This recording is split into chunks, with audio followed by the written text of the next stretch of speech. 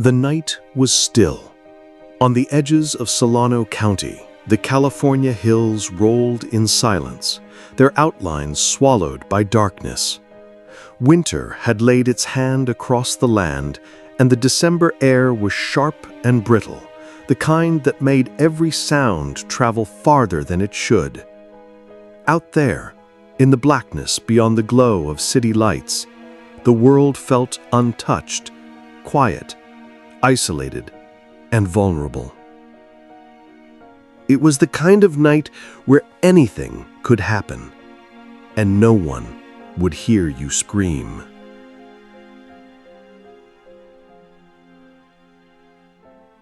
The year was 1968. Across America, a storm of change was brewing. The counterculture movement was in full bloom, and San Francisco's Haight-Ashbury district, the summer of love, was still echoing in psychedelic music and the haze of marijuana smoke. Young people were rebelling against war, against conformity, against their parents' America. The Vietnam conflict dominated television screens. Protests filled the streets, and Martin Luther King Jr. and Robert Kennedy had both been assassinated within months of each other. For many, it felt as though the country was splitting apart. And yet, in the Bay Area suburbs, life carried on with an eerie sense of normalcy. Families went to church on Sundays. Teens cruised in their parents' cars. Couples met at diners and talked about the future. But under the glow of neon jukeboxes and the echo of top 40 hits, something darker was taking shape. On the outskirts of Vallejo, along a lonely strip known as Lake Herman Road, the shadows were about to witness the beginning of one of the most infamous murder sprees in American history. David Faraday and Betty Lou Johnson were like any other teenagers. David was 17, the eldest of his siblings, a boy described as responsible and kind-hearted. He was a member of the school's wrestling team, played trumpet in the marching band, and was the kind of young man parents trusted. Betty Lou, 16, was equally well-liked. A shy girl with a sweet smile, she was active in her school's community, loved her friends, and was protective of her younger siblings. It was their first official date. David had borrowed his mother's Rambler station wagon, planning to take Betty Lou to a Christmas concert at Hogan High School. They stopped briefly at a friend's house before setting out toward Lake Herman Road, a stretch that was well known to locals as a secluded lover's lane. The road itself was narrow, bordered by ranch land and scattered trees. Streetlights were non-existent. After dark, the only illumination came from headlights or the distant stars overhead. It was a place of secrecy, of privacy. For many teens, it was a romantic escape. For David and Betty Lou, it was supposed to be nothing more than a quiet moment together. But someone else was watching. At around 11 p.m., another car pulled onto the gravel turnout where David had parked. Witnesses driving by earlier that night recalled seeing two vehicles in that same spot, two silhouettes barely noticeable in the darkness. What happened next can only be pieced together from forensic evidence. The stranger exited his car, armed with a .22 caliber semi-automatic pistol. He approached the Rambler and ordered the teenagers out. The details are lost to history. There were no surviving witnesses, but the evidence tells a grim story. Betty Lou fled, bolting from the car into the darkness. She made it only 28 feet before 5 bullets ripped through her back, cutting her down mid-stride. Her body collapsed into the dirt, her long hair spilling across the ground. David was found slumped near the station wagon, a single bullet wound in his head. He had been shot at close range, execution style. The shooter vanished into the night, leaving behind nothing but blood, shell casings, and silence. At 11:19 p.m., just minutes after the attack, a passing motorist discovered the bodies. Sheriff's deputies arrived quickly, but there was little to work with. No fingerprints, no weapon, no tire impressions that could be matched to a vehicle. The crime appeared motiveless. Nothing had been stolen. Betty Lou's purse was untouched. David's watch was still on his wrist, and there were no signs of sexual assault. This wasn't a robbery. This wasn't a crime of passion. It was something else entirely. For investigators, it was a nightmare. The town of Vallejo was shaken. Teenagers who once felt safe cruising the darkened roads now looked over their shoulders. Parents warned their children not to wander after dark. But the case grew cold quickly. The leads were thin. Some suspected a jealous ex-boyfriend of Betty Lou. Others whispered about drugs or gang connections. But the reality was more chilling. The killer had struck with precision and had vanished without leaving a trace.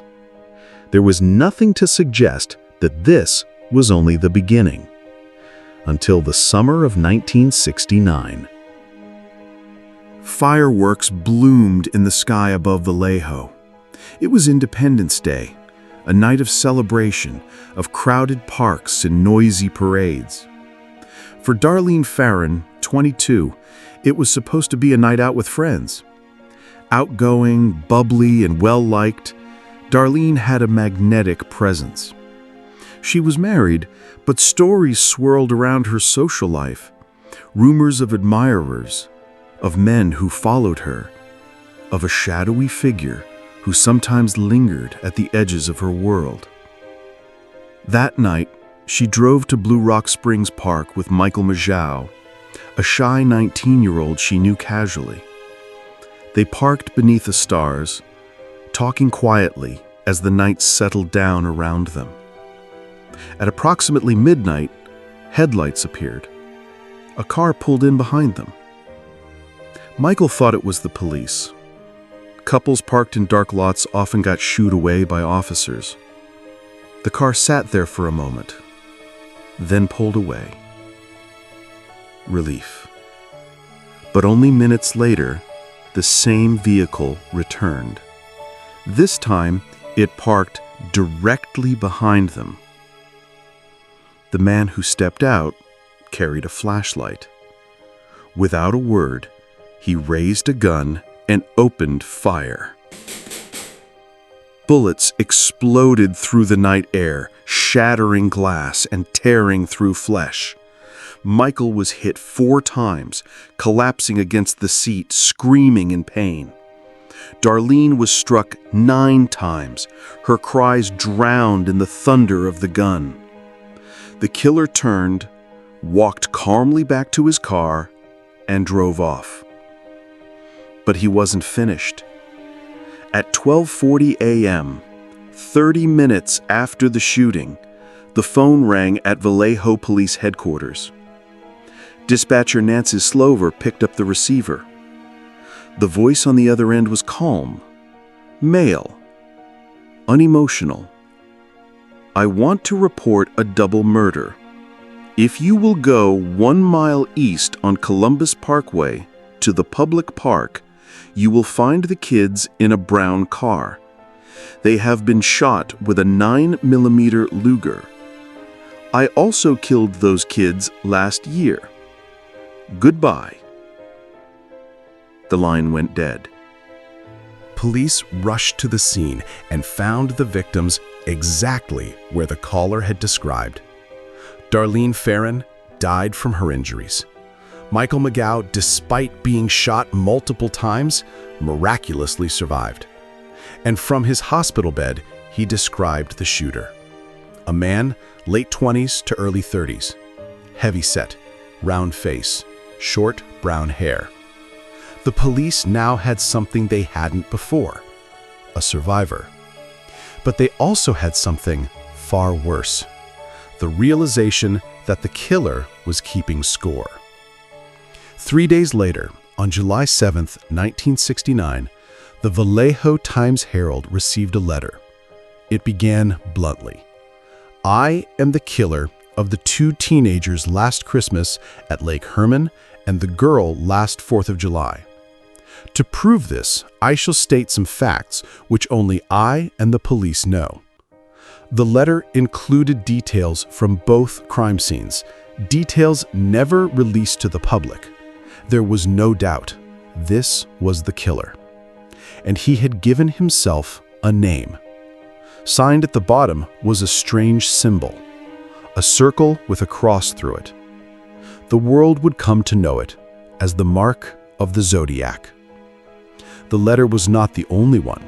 Similar letters were mailed to the San Francisco Chronicle and the San Francisco Examiner. Each carried the same handwriting, the same symbol.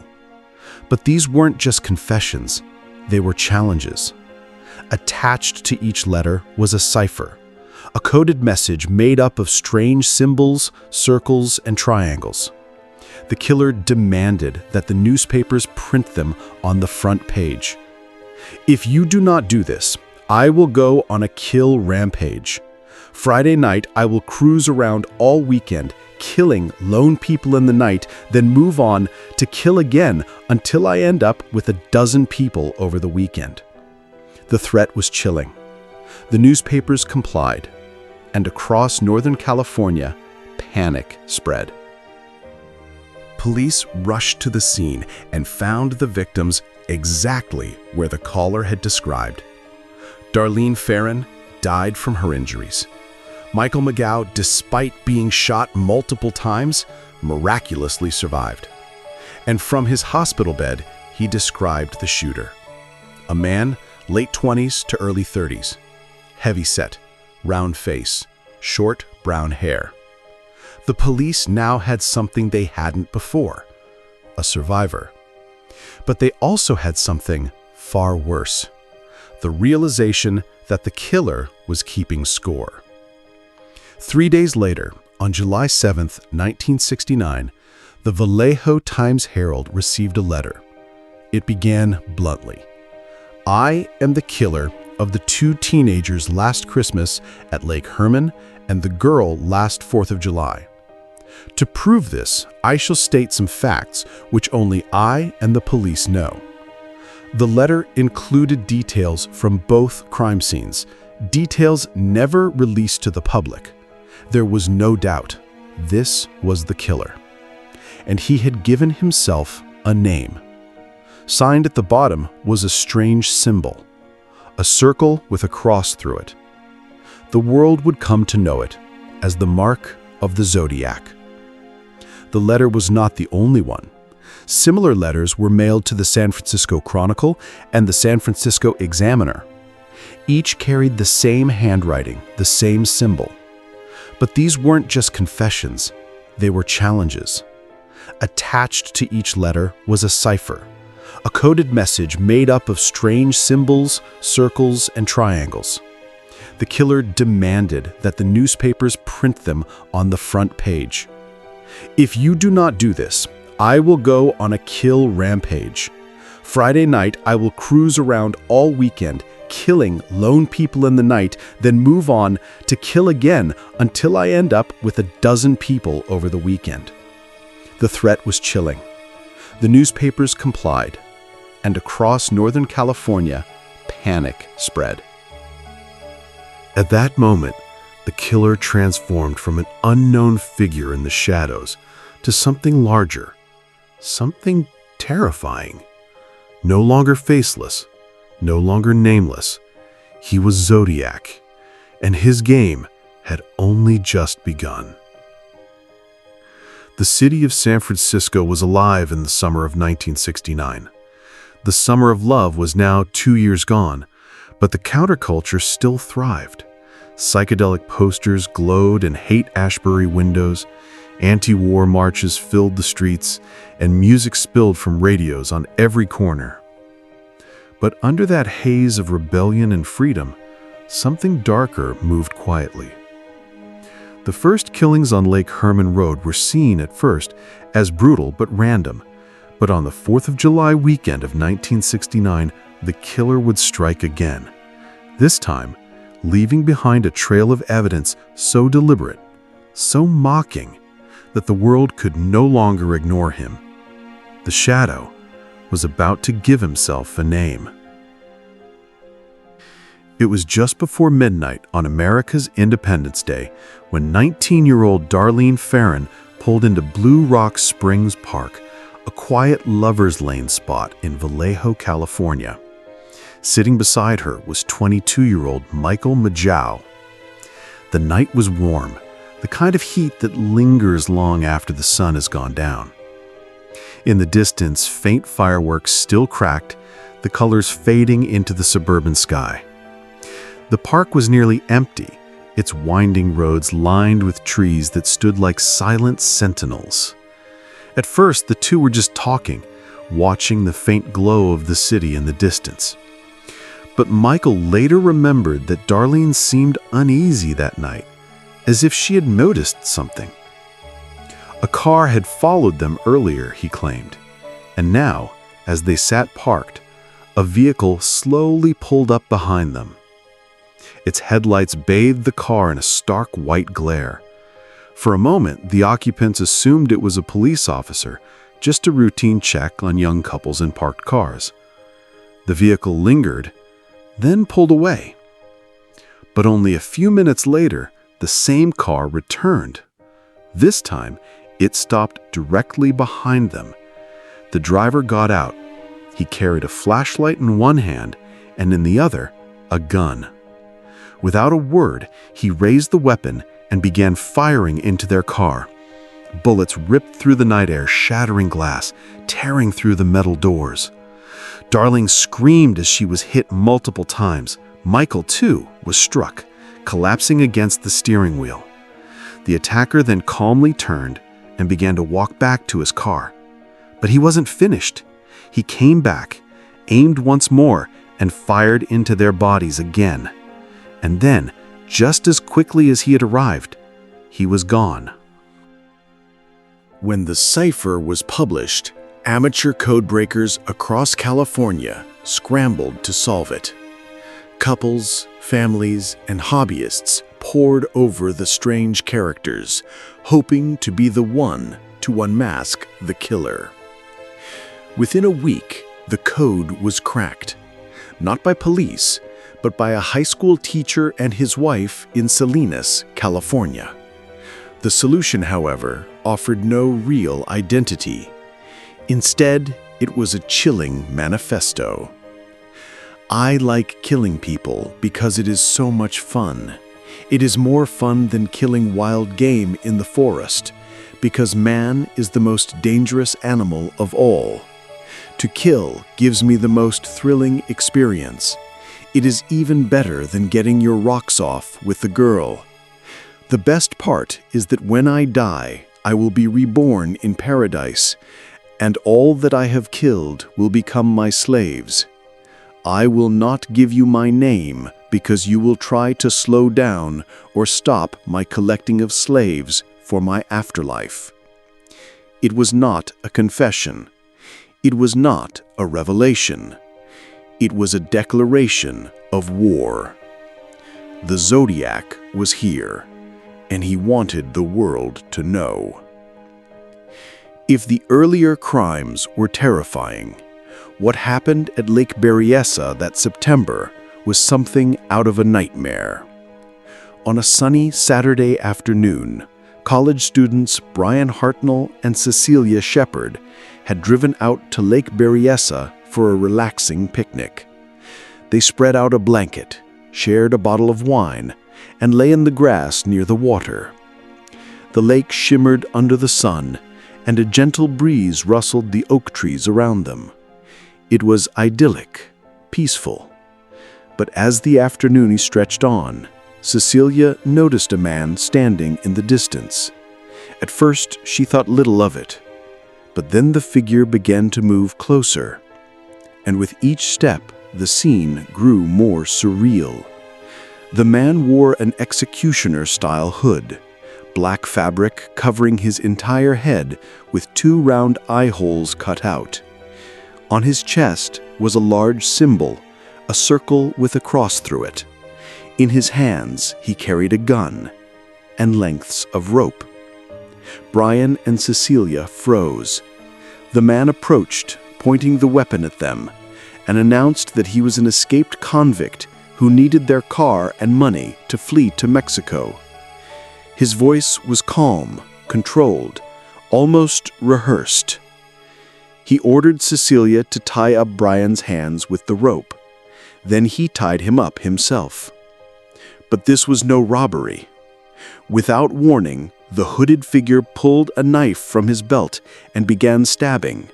He drove the blade into Brian's back 6 times, then turned to Cecilia, plunging it into her body over and over.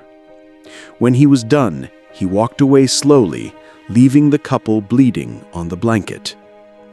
Brian, though gravely injured, survived, and later gave a detailed account of the attack. Cecilia, tragically, died 2 days later.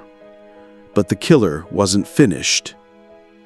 After the attack, the hooded man walked calmly to Brian's Volkswagen Carmen Ghia.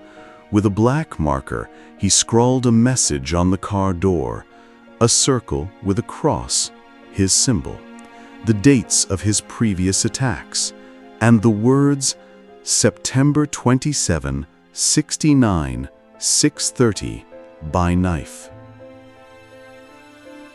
It was his signature, a taunt, proof that this was not just a killing, but a performance. Later that evening, a call came to the Napa County Sheriff's Office. Once again, the voice was calm, almost polite. "I want to report a murder. No, a double murder. They are 2 miles north of park headquarters. They were in a white Volkswagen Carmen Ghia. I'm the one that did it." The Zodiac had announced himself again. Only 2 weeks later, the killer struck again, this time in the heart of San Francisco. On the night of October 11th, 29-year-old cab driver Paul Stein picked up a fare in the city. His destination? Presidio Heights, a wealthy neighborhood near the Golden Gate Bridge. At 9:55 p.m., the cab pulled over at the corner of Washington and Cherry Streets. Moments later, gunshots echoed down the quiet street. When police arrived, they found Stein slumped over the steering wheel, a bullet wound in his head. But this crime scene was different. It was reckless, brazen, committed in a residential area where neighbors could easily see. And they did. Several witnesses reported seeing a man calmly wipe down the cab, tearing away a piece of the driver's shirt before walking casually into the night. The detail of the torn shirt would later become infamous because Zodiac mailed swatches of it to newspapers in his letters, proving he was the killer. But the most haunting detail of all? Police were only minutes away from catching him.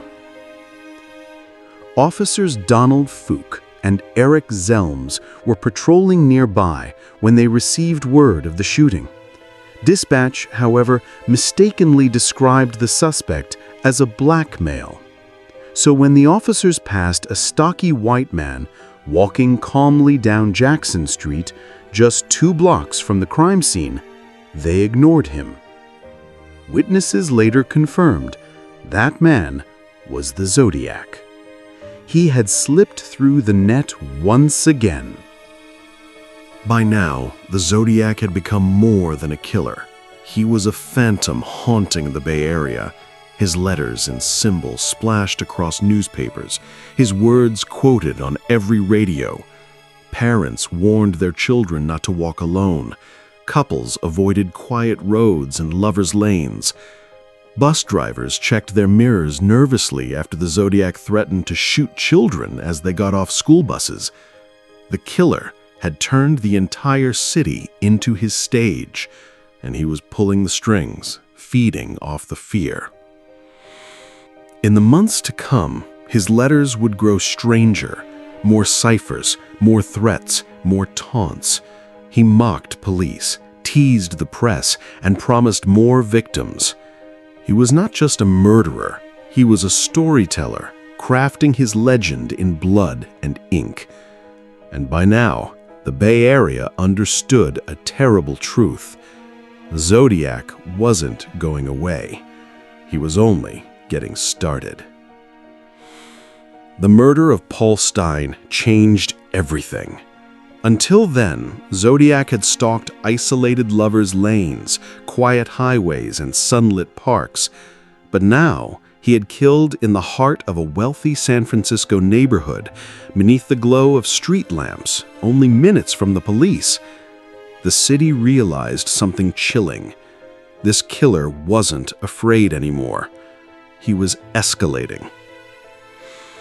Days after Stine's murder, the San Francisco Chronicle received another letter.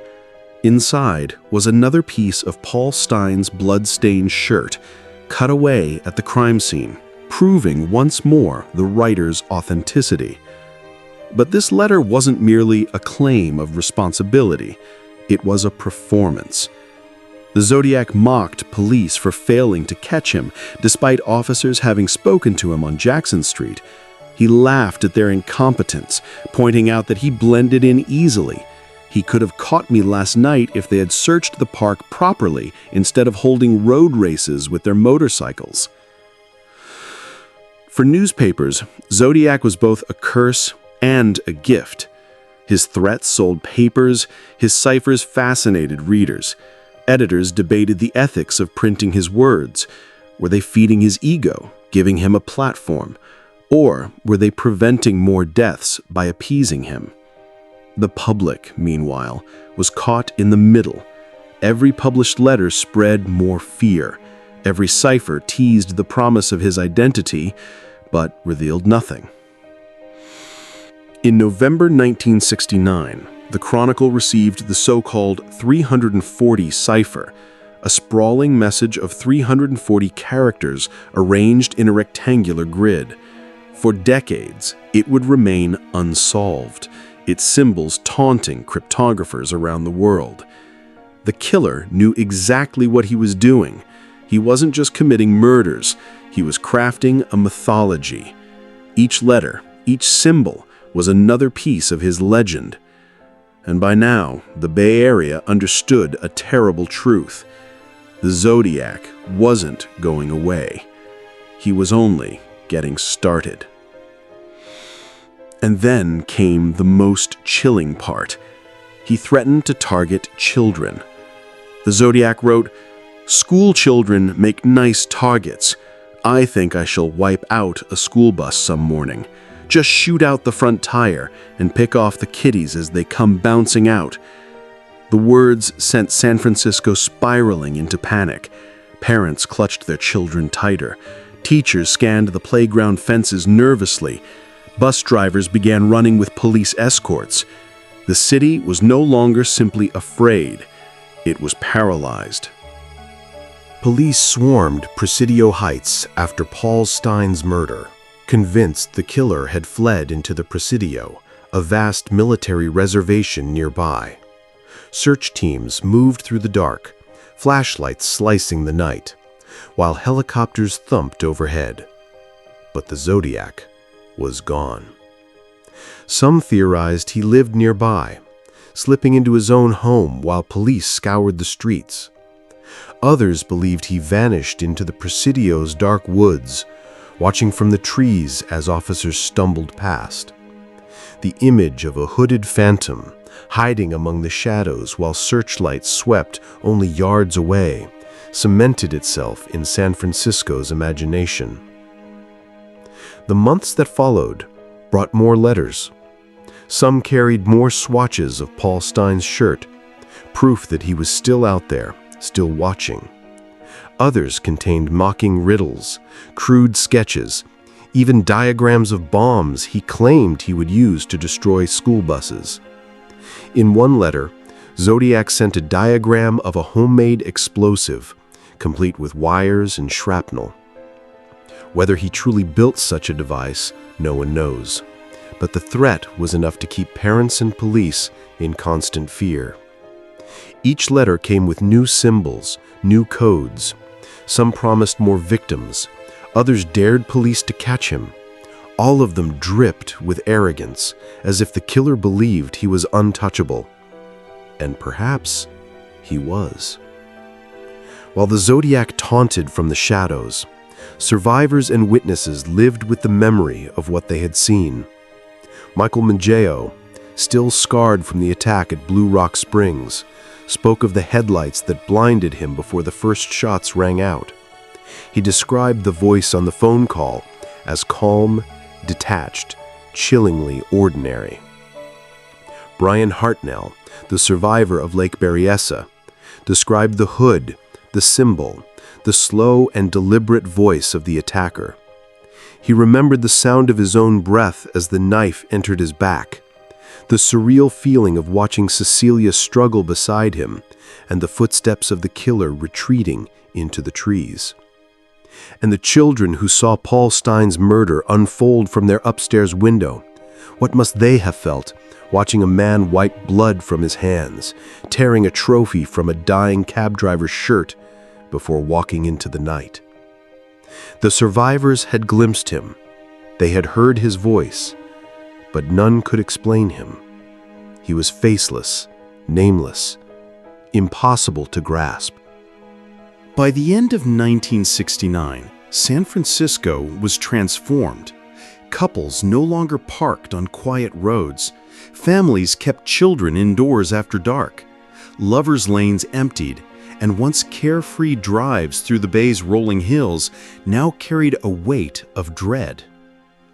Every letter, every cipher published in the newspaper was read like a sermon of fear.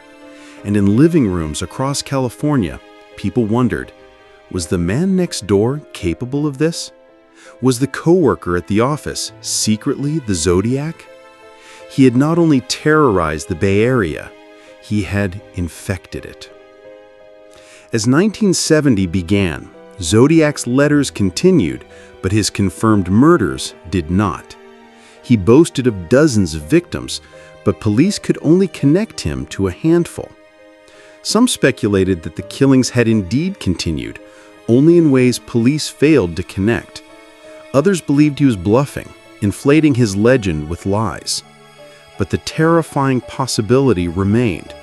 If he was telling the truth, there were dozens of victims out there, hidden beneath the surface, their stories swallowed by time. One of the eeriest aspects of the Zodiac case is that we may have heard his voice. The phone calls made after Blue Rock Springs and Lake Berryessa were traced to local payphones. The operators remembered the voice, male, calm, almost emotionless. This wasn't the raving of a lunatic. It was the quiet, steady tone of a man who felt utterly in control. A man who could shoot teenagers, stab young couples, and then pick up a payphone to call police, without the slightest tremor in his voice. It was this chilling ordinariness that haunted investigators. By late 1970, Zodiac had become less of a man and more of a puppeteer. His threats dictated police patrols, his letters filled newspapers, his ciphers captivated cryptographers. He had achieved exactly what he wanted: power. But power comes with a price. The more he revealed, the more he taunted, the more police hunted him. Suspects were questioned, handwriting samples collected, evidence poured over. And yet, he slipped through it all. It was as if the city itself had birthed a phantom, something that lived not in flesh and blood, but in symbols and fear. By the early 1970s, the confirmed Zodiac killings had stopped. The letters slowed, and for a time, it seemed the nightmare might be over. But for those who lived through it, the silence was not reassuring. It was worse.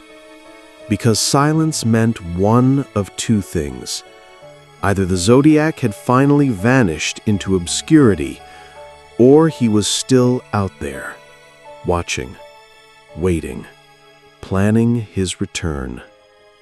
And that silence, that lingering question, would lay the foundation for the decades of obsession and theories that followed. The Zodiac was not finished, not in the newspapers, not in the minds of the police, and certainly not in the nightmares of the Bay Area. Because a killer like Zodiac doesn't just vanish, he lingers like a shadow, always one step behind you, always waiting in the dark. The autumn air of San Francisco in October 1969 carried with it a new kind of silence. Not the ordinary hush that settles over a city at night, but something heavier, something unnatural. In the days following the murder of cab driver Paul Stine in Presidio Heights, San Francisco seemed to draw its breath in, holding it tight, afraid to exhale. The Zodiac Killer was no longer a rumor confined to Vallejo or the quiet stretches of Lake Berryessa. He was here, in the city itself, and he had proven that no place was safe. Schools went on high alert. Parents escorted their children to and from class, their eyes darting nervously at every passing stranger. Reporters described a wave of paranoia sweeping through the Bay Area. Residents who once rode taxis without a second thought now refused, fearing the next cab might carry the wrong passenger. The letters kept arriving, feeding the fire.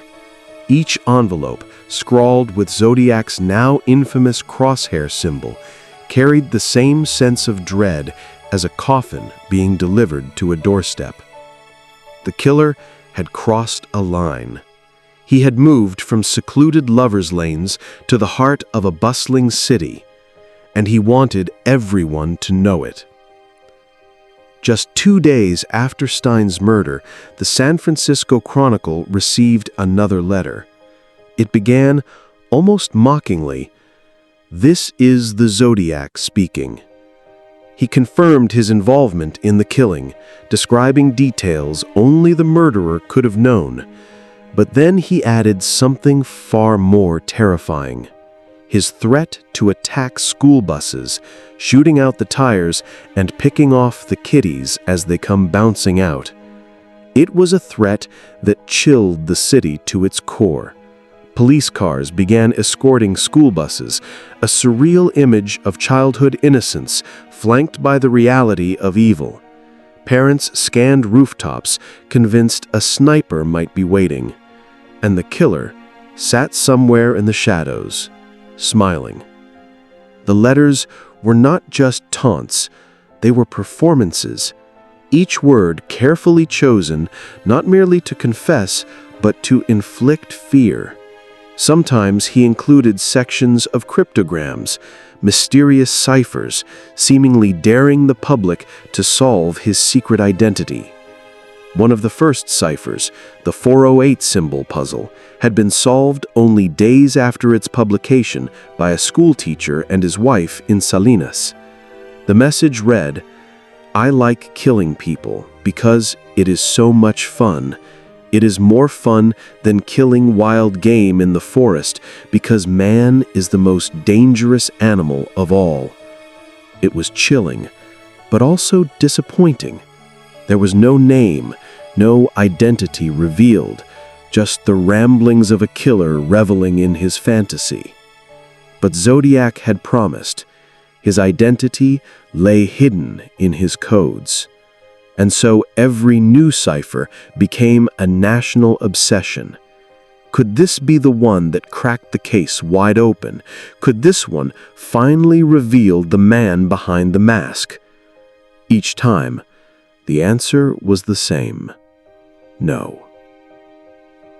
Over time, investigators would pursue dozens of suspects, each one examined, dissected, and discarded. And yet each name carried with it an unsettling shadow, leaving behind more questions than answers. The most infamous was Arthur Lee Allen. A former schoolteacher, dismissed for inappropriate behavior with children, Allen seemed to embody many of Zodiac's darker qualities. He owned a Zodiac brand wristwatch, marked with the same crosshair symbol the killer used in his letters. He was ambidextrous, capable of disguising his handwriting. He lived in Vallejo, close to the early crime scenes. And according to friends, he had once openly fantasized about hunting people with a gun. When police searched his home in 1991, years after the killings, they found bombs, guns, and disturbing sexual material.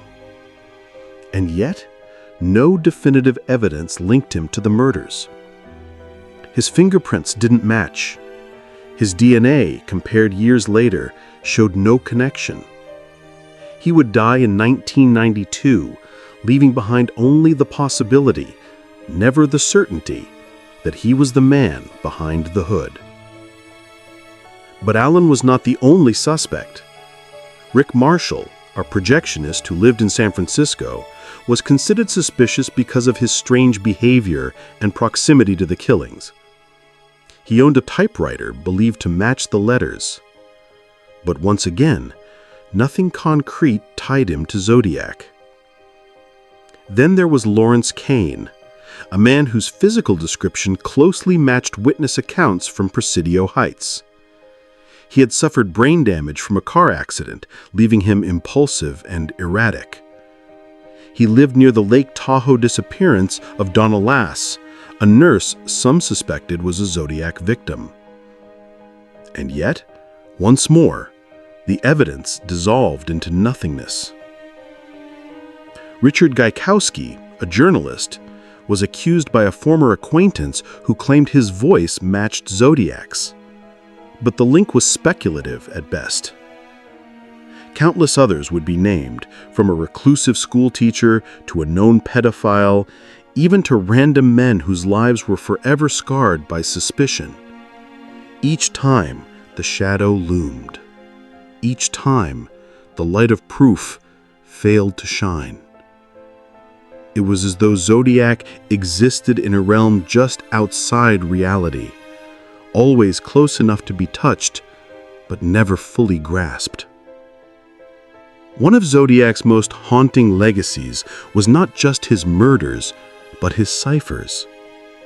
His most famous, the 340-character cipher, remained unsolved for over 50 years. It wasn't until 2020 that a team of codebreakers finally cracked it. The message read, in part, "I hope you are having lots of fun in trying to catch me. I am not afraid of the gas chamber because it will send me to paradise all the sooner." Again, no name, no identity, just mockery. It was as if the killer's true pleasure lay not in the act of killing, but in the act of dangling his shadow over society, forcing everyone to look, forcing everyone to guess. Even now, some of his ciphers remain unsolved, fragments of an unfinished riddle, taunting us from the past. As years stretched into decades, theories grew like weeds in the cracks of uncertainty. Some believed Zodiac was a police officer or military man, explaining his use of codes, his weapons, and his ability to elude capture. Witnesses had described his confident manner, the way he blended in as though he belonged. Could it be that he walked among the very men hunting him? Others believed he was a group, not one man but several, each contributing to the myth. This would explain the inconsistencies in his handwriting, the differences in witness descriptions, the evolution of his style. Perhaps Zodiac was never meant to be one man. Perhaps he was meant to be a symbol. And then there are those who believe Zodiac stopped killing because he didn't need to anymore. Once he had achieved what he wanted, notoriety, fear, immortality, he no longer required blood. The murders were simply the prelude. The real act was the haunting. The most chilling theory of all is the simplest: that Zodiac never stopped killing. That his murders continued, scattered through the years, disguised under other names, buried in unsolved files. That he could still be out there, somewhere, watching. By the 1970s, Zodiac's letters became less frequent. His murders, at least the ones we can attribute to him, appeared to stop. Yet his name endured, whispered like a ghost. Every time a new cipher was mailed, every time a new body was found in Northern California, every time a strange letter reached a newsroom, the shadow of Zodiac loomed again. Decades passed, the world moved on, but he lingered. He always lingered. Investigators grew old, some retired, some died, still haunted by the unfinished case. Amateur sleuths picked up the torch, dissecting every word, every symbol, every suspect. Thousands of websites, forums, and documentaries bloomed like dark flowers from the seed of his terror. The Zodiac Killer became more than a murderer. He became a story, an unsolved puzzle, a permanent scar on American history. And so we return to the question that has haunted the Bay Area for over half a century. Who was the Zodiac Killer? Was he Arthur Lee Allen, dying with his secrets intact? Was he Lawrence Kane, hiding in plain sight? Was he a man whose name we will never know? Or was he something less tangible, a phantom born of fear, sustained not by his own actions, but by our obsession with him? What we do know is this: Zodiac wanted immortality, and in that he succeeded. He promised that when the world tried to forget, he would remind us. He promised that when his name faded, his ciphers would bring it back. Tonight, somewhere, perhaps an old man sits in silence, reading about himself on a glowing screen, smiling at the chaos he left behind. Or perhaps he has long since gone to his grave, victorious in his anonymity. The mystery remains. The cipher remains. The fear remains. And until the day the truth is revealed, if it ever is, the Zodiac Killer will continue to linger in the shadows, whispering from the dark, a ghost that refuses to die. Because the scariest part of this story is not the murders, not the letters, not even the codes. The scariest part is that we still don't know his name.